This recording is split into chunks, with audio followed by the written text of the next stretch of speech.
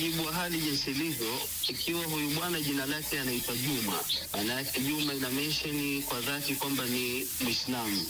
Kwa hali halisi katika ndoa ambayo Muislamu yoyote haipaswi kufungwa ikiwa nje ya taratibu za kisheria, kwa sababu ikiwa kaenda kufunga kanisani na bahati nzuri ama mbaya alofungisha pia sio Muislamu, maana yake hapo hakuna ndoa. Lakini la zaidi, kabla kupitisha hukumu hiyo, tujiulize ama niulize tena swali kwamba mpaka amekwenda kufunga kule, je, kwa sababu kuna mawili, ndoa Kiislamu haisi mpaka mtu Muislamu kiwa na akili timamu na kadhalika masharti yawepo yaliokuwa timilifu.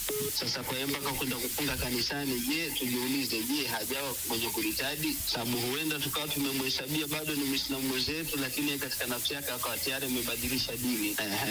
Okay, labda unaweza kutupitisha kwenye alichokifanya msanii wetu Jux, ambaye jina yake halisi kabisa ni Juma na mke yake ni Priscilla, ni Mkristo, ndugu zetu upande wa pili.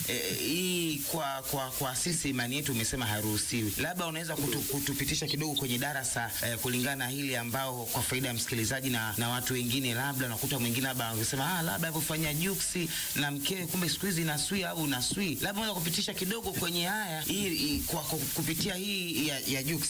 Kwa dhati kabisa jinsi ilivyo katika sheria ya Kiislamu, kwanza hakuna ndoa ya kufungwa baina ya imani mbili tofauti, maana yake inakuwa ndoa hakuna. Lakini kwa sababu yeye Mwenyezi Mungu ndo anatufahamu vizuri, naweza kutukumbusha na kujikumbusha mimi mwenyewe nafsi yangu katika aya inayopatikana katika surati Al-Imran kwamba aliposema Mwenyezi Mungu, zuyina linnasi hubbu shahawati minan nisa'i wal banina wal qanatir muqantarati min adh-dhahabi wal fidda ila al-akhir al-aya. Bimaana nafsi za sisi wanadamu zimewekwa ili chembe ya kupenda yale matamanio ya nafsi zetu, na vile vile kutamani vitu vizuri vizuri, hali ya kuwa vile vyote katika kupenda ikiwa mali, dhahabu, mashamba na kila kitu, kwamba mwisho wa siku tutakapoondoka katika ulimwengu vitakwenda kutufikisha katika matukio mabaya, bimaana kwenye hasira na ghadhabu za Allah subhanahu wa ta'ala. Kwa kupitia uchache wa aya hiyo tu kwamba inatosha pia kusema lile jambo ikiwa amelifanya akiwa na akili timamu, maana yake kisheria ya Mungu hasa katika Uislamu ndoa ile haikubaliki, itakuwa ni batili. Na ikiwa ni mtu ambaye kanitadi kwenye murtadi, ingekuwa ndani ya nchi yetu ziko zile sheria za dini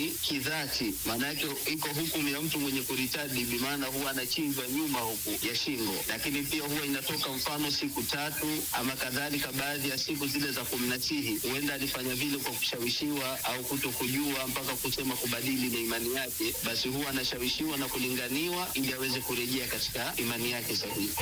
Okay, mimi nikushukuru sana Sheikh Sudi Someko. Nashukuru pia. Haya ndugu yangu. Haya Sheikh ashasema.